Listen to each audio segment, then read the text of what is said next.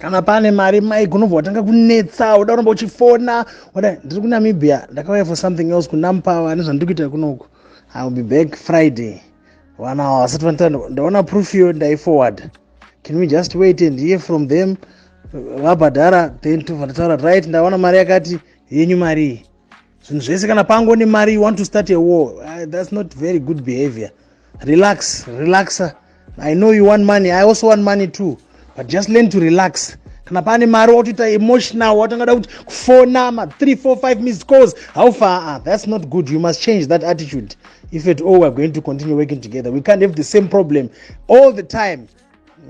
Wakati mari yakati the last time I said handikupei kana send pamari kune imwe mari kutouya kana muchikwanisa kuimisei. That's the last conversation we had tiri paairport. Muchiti ndikati kutori neimwe iri kuuya musiri kuziya kana yauya da kuona kuti munogona kuimisei izvozvi. That's what I said. Anobva ndakati ichangopinda mari ndobva ndakupai proof ndobva ndasida. I never said that. Don't put words in my mouth. And this is the first lot mari dzitu. The first lot hapana kana profit. There's nothing because we have to match the price yema 10 sekulobatse. Saka there's really nothing here. Don't even raise your hopes and don't even be disappointed. The other money, yes, there's reasonable profit. Hello, CEO.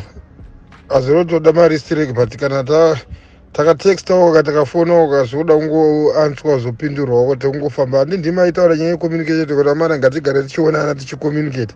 But imi makanyararawo kana papiwawo maproof emari zvinoreva kuti tinozotadza kunzwisisa kuti komwedu pesa patanga tichipindurana but pakabuda mari anobva anyarara endewo pakabuda mari iye mumwe wedu anobva atoda kuti titange taita hondo chete kuti imwe izobuda totozosvika pakutorerana nekuma-airport nechiichiki ndozvinhu zvinge zvisiri zvakanaka. Nokuti mari yakabuda tongogara tangoziva kuti muzori kuona sendi maiko kuona sendi topedza takadaro. Even isati yabuda takagara tichingoziva mafigures ari kubuda mari. Ingoni mimi makatisainisa 17 million agreement kuti mamwedu tozoti mari yenyu imari iyo kuzongojumwa inotinetsa sei. Ipapo tofanira kutaurirana chokwadi. Tatenda. Thank you. Have a good day. Tuone Friday mawe.